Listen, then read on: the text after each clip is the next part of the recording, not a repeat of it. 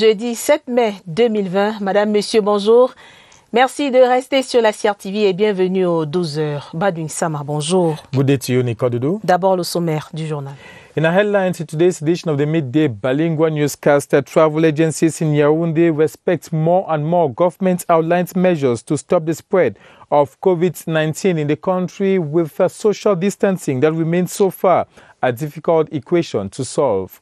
Our guest on the Midday Bilingual Newscast today is the Minister of Finance, Louis-Paul Motazé. We'll be talking about the importance of the 135 billion CFA funds loan from the International Monetary Fund to help the country in our ongoing fight against the spread of COVID-19. And a magazine page today will take you to discover how a delicacy commonly referred to as slow boys, or call it nyamangoro, how it is prepared in most for the households in Cameroon. Those were our top stories as we begin the first part of the Midday Bilingual Newscast today in French with you, Nicole Doudou. Ravi de vous retrouver sur la CRTV. Bienvenue à tous. En ouverture de cette édition en bilingue plein phare sur le respect des mesures gouvernementales contre le coronavirus au Cameroun, cap sur ce jeudi sur les agences de voyage interurbains.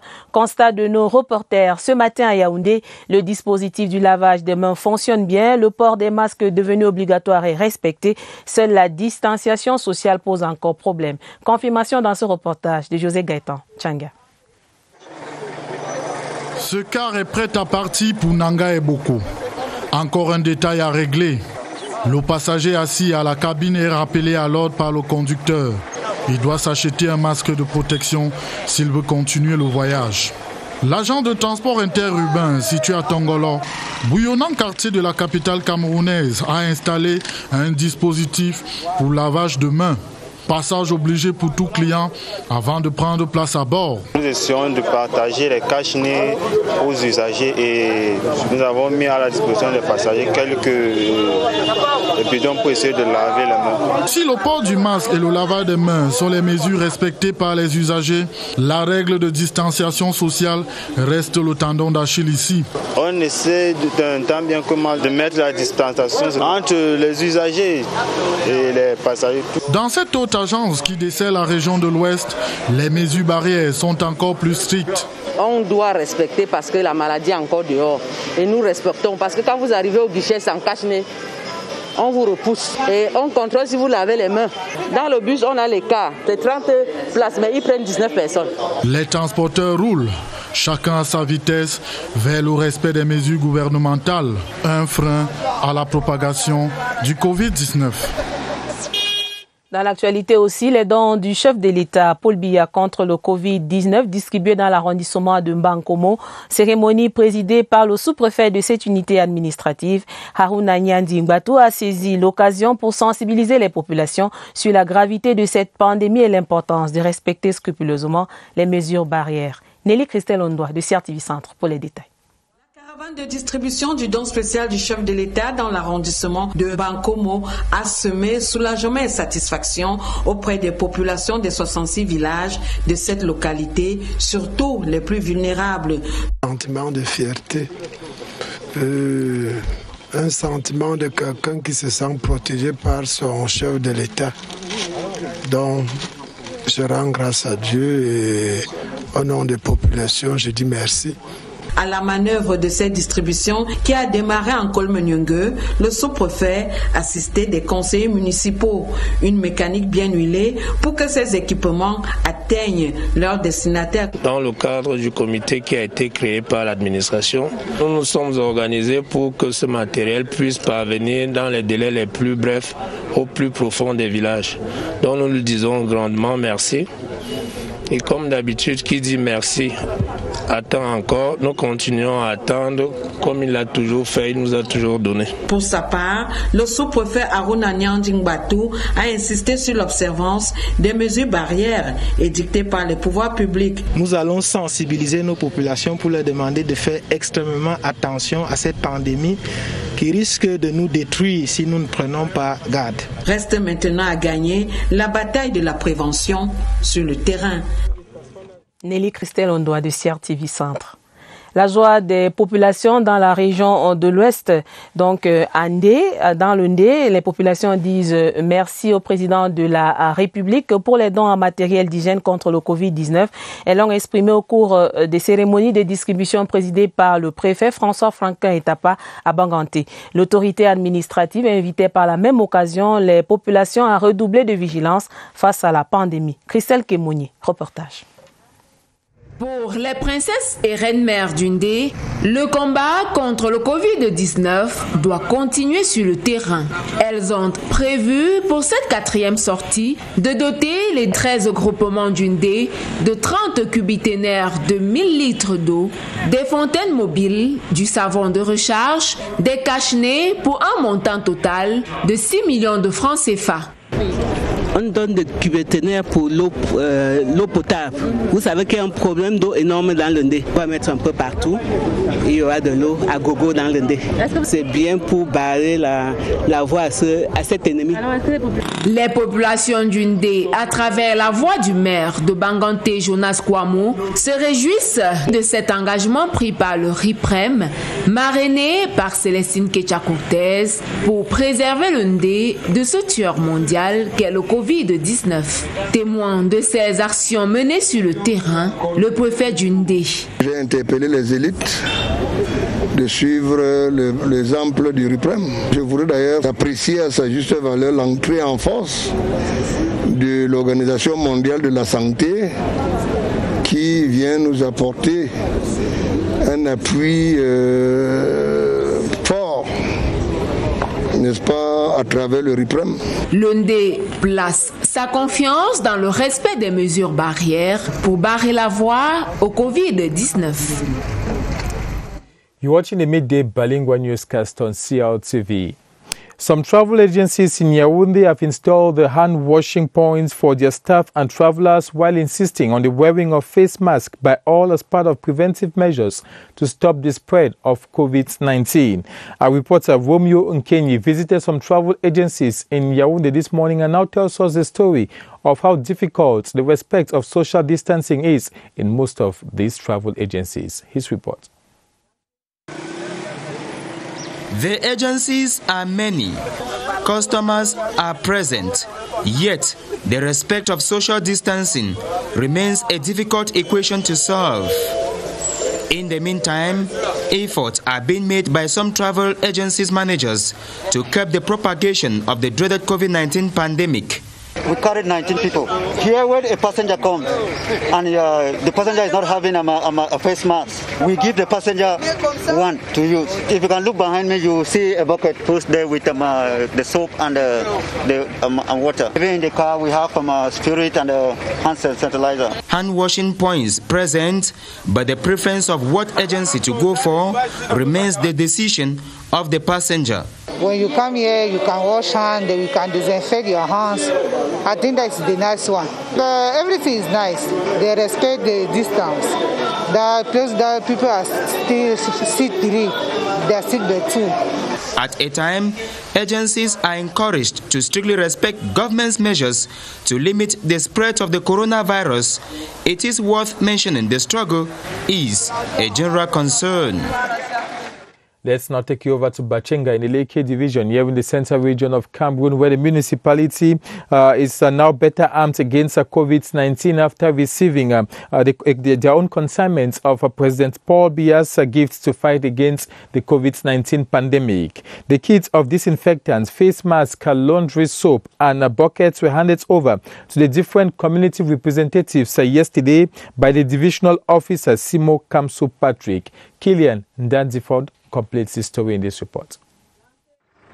Bachenga is still more of a rural community, and the inhabitants go to farm and to the market square in groups with little consideration of face masks, social distancing and other measures against COVID-19. The presidential gifts to all the 360 subdivisions of the country is to take care of these categories of people.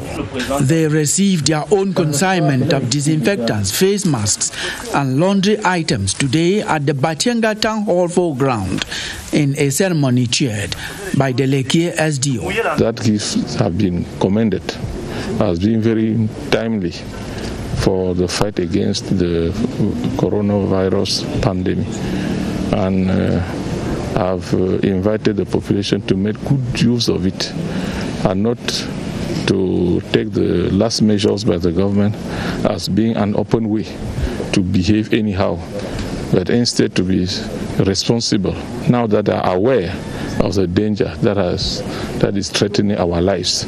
The handing over ceremony was used by medical experts to sensitize the locals not only in the deadly effects of the virus, but also on how to use the kits. The divisional officer for Bachenga will supervise the distribution. They all expressed their gratitude to the head of state.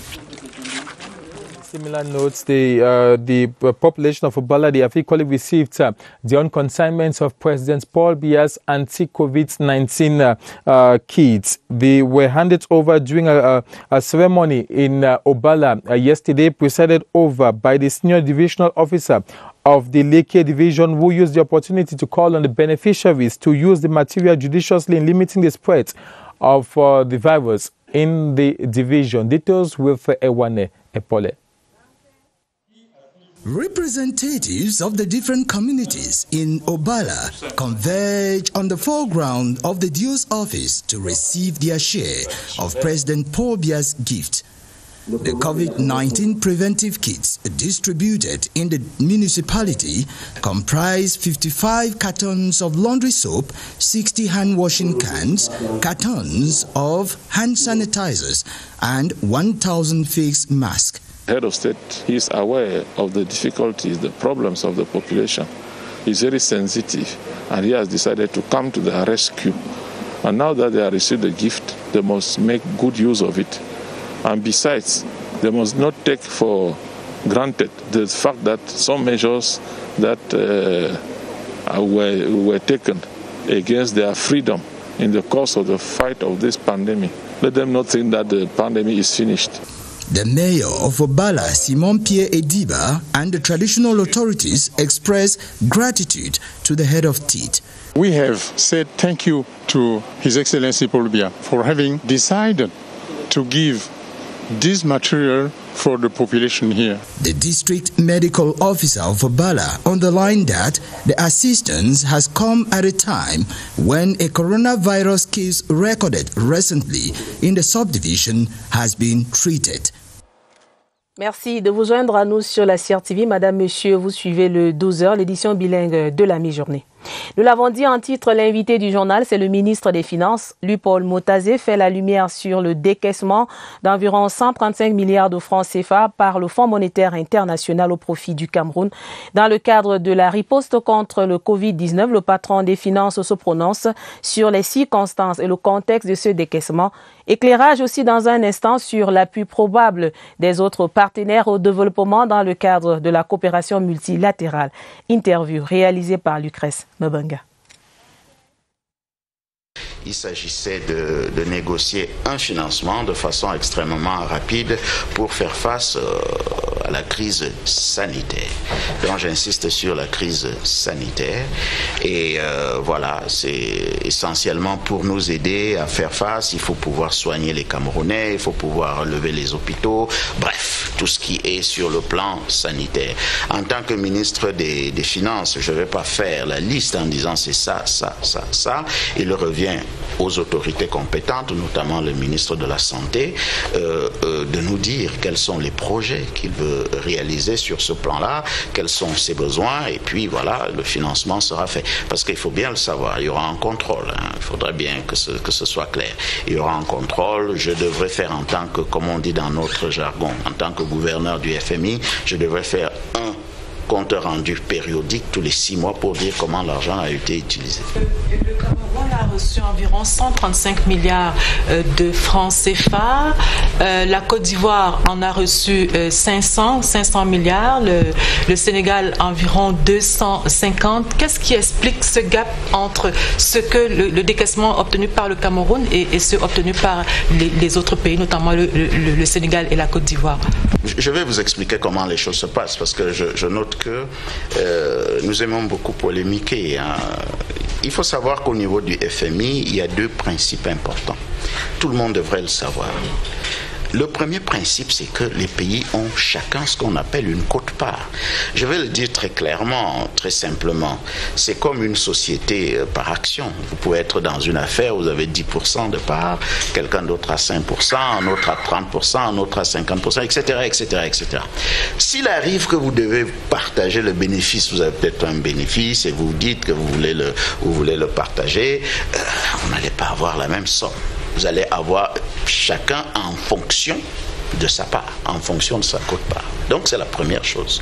Le deuxième principe, c'est que dans la réglementation actuelle au niveau du FMI, aucun pays ne doit recevoir dans un espace-temps de 12 mois, aucun pays ne doit recevoir plus de 100% de sa quote-part. Aucun.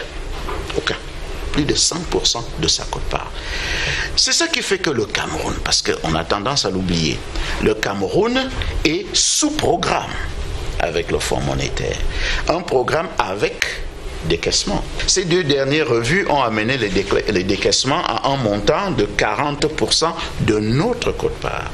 Tant que nous sommes dans l'espace de 12 mois, il restait 60%.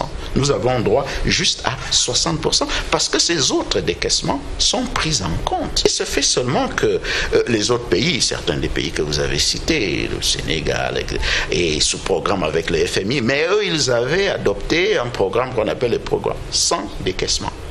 Ça veut donc dire que, je peux dire que leur compte était presque vierge, parce qu'il n'y avait pas eu de décaissement, ce qui fait que maintenant, comme eux aussi ils ont voulu avoir les 100%, ils avaient pleinement les 100%, d'où la différence dans le montant. On a déjà eu ce décaissement du FMI, qu'en est-il des autres décaissements attendus? J'ai été invité par monsieur le ministre de l'économie, au ministère de l'économie pour une cérémonie, et il me disait justement que les négociations avançaient plutôt bien, que ce soit avec la Banque africaine de développement, je crois qu'il a ouvert une ligne de crédit de financement de 10 milliards de dollars pour les pays africains, je crois, et je crois savoir que ça évolue plutôt bien.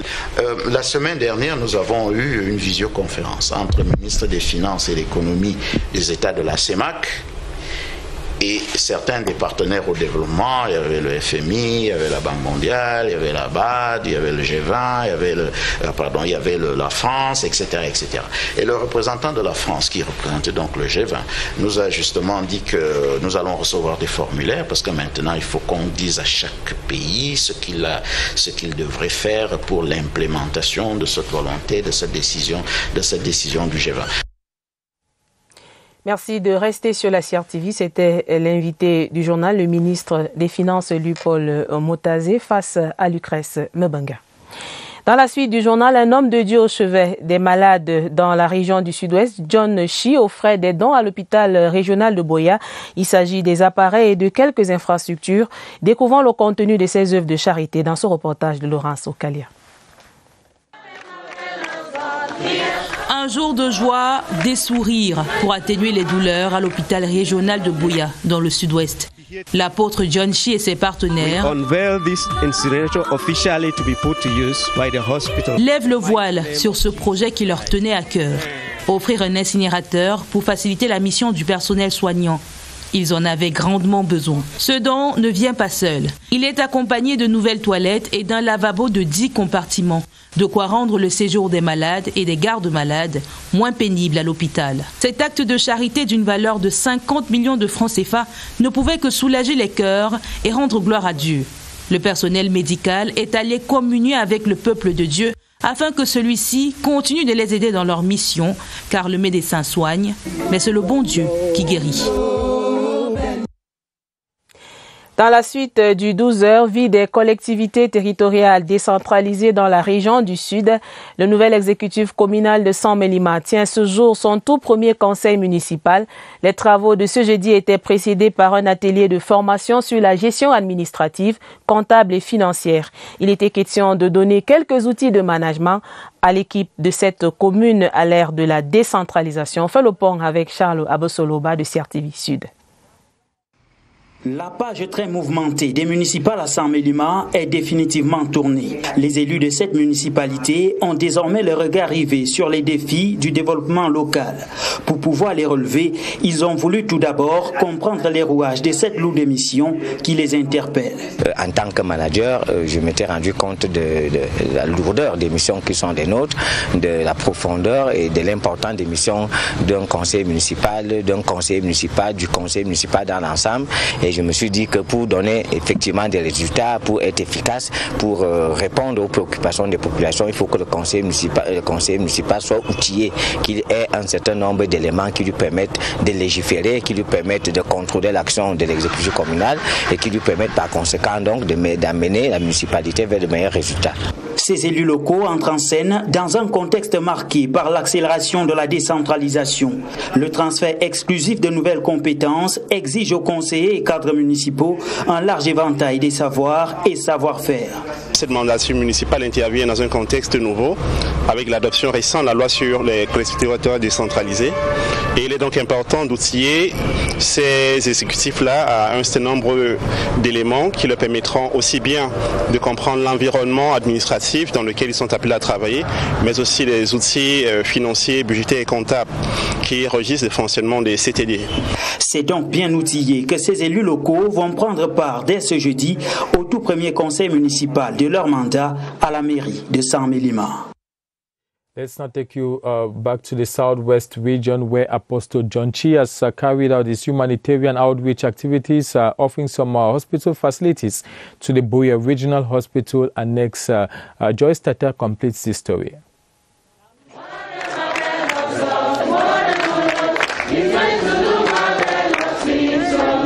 A dance which celebrates indeed the donation tagged marvelous by Apostle John Chi and partners to the Buea Regional Hospital. We hereby declare this kitchen open for use. We unveil this incinerator officially to be put to use by the hospital. The hospital's management says plans had been made 3 times on constructing an incinerator, but today the story is different. Other facilities donated include toilets, a washing sink with 10 compartments, a gesture applauded by beneficiaries. Never knew that a place like this was available. So I'm just coming here for my first time and I'm seeing a nice, very comfortable place that the Apostle has done. As a sign of immense gratitude to God for the new facilities worth over 50 million CFA francs, the director of the Buea Regional Hospital alongside some staff appreciated the church for extending a helping hand to the hospital at this critical moment where the world is at war with the coronavirus pandemic. They bowed in honor of God, the source of provision. The approval of the statutes of the Limbe Autonomous Port and its reorganization by the President of the Republic has been hailed as a milestone for the development of the city. The creation of the Limbe Port was one of the main recommendations of the major national dialogue that held here in Yaoundé in September and October last year. Charles Ebune has been looking at the political and economic dividends that will accrue from the presidential decision and puts together this report.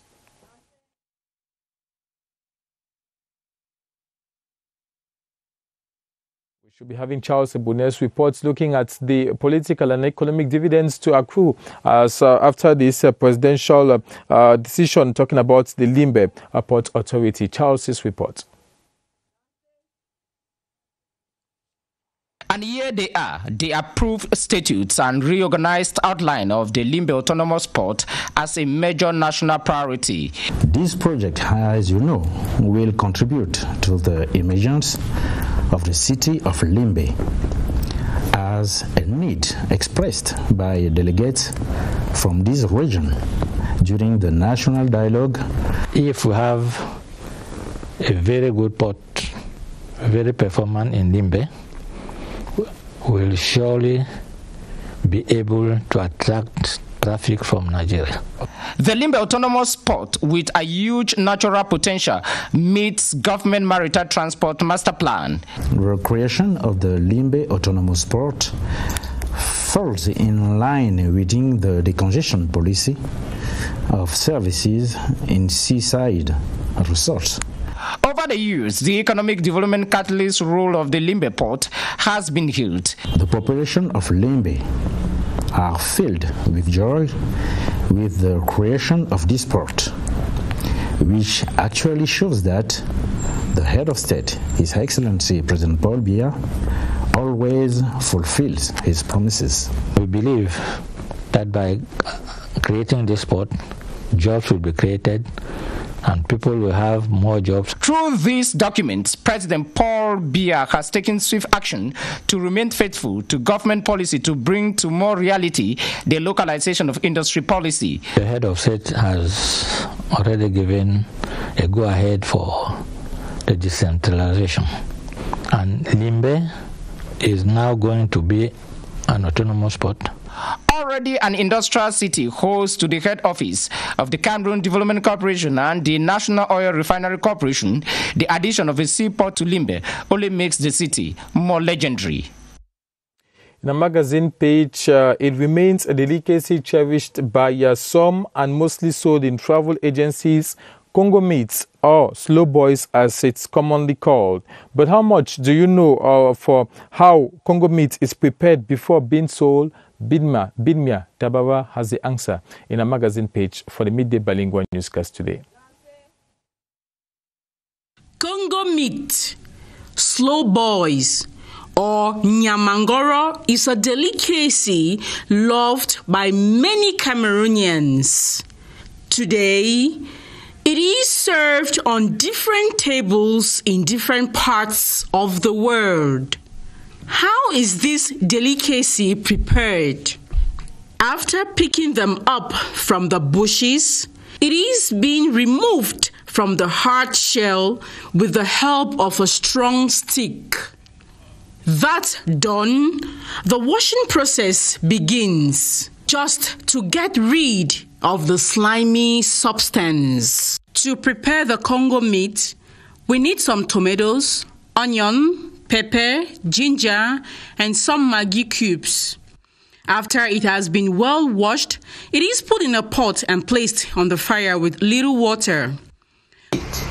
So now this is the snails that is from the freezer already washed and put in the pot. I'm going to put this pot on the fire and then I ensure that it gets ready in a few minutes. So we are putting the pot on the fire now to wait for a period of at least 5 to 10 minutes for it to get ready. And I'm not putting anything inside the pot, so it's just the snails with a bit of water, and then we're going to close our pot so that it boils. Now we wait. The pot is again put on the fire and the spices already blended is put inside to cook well. Some Maggi cube salt is added with pepper for those who love pepper, and some slices of onion is added to it to give a good flavor and aroma.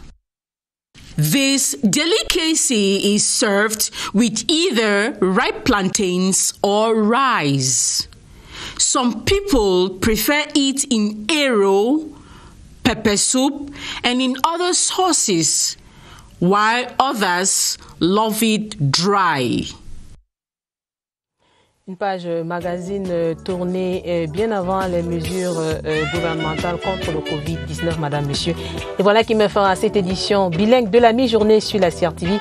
Au nom de toute l'équipe de production, je vous dis merci d'avoir suivi. Badouin Sama, à demain, 12h. See you tomorrow at midday.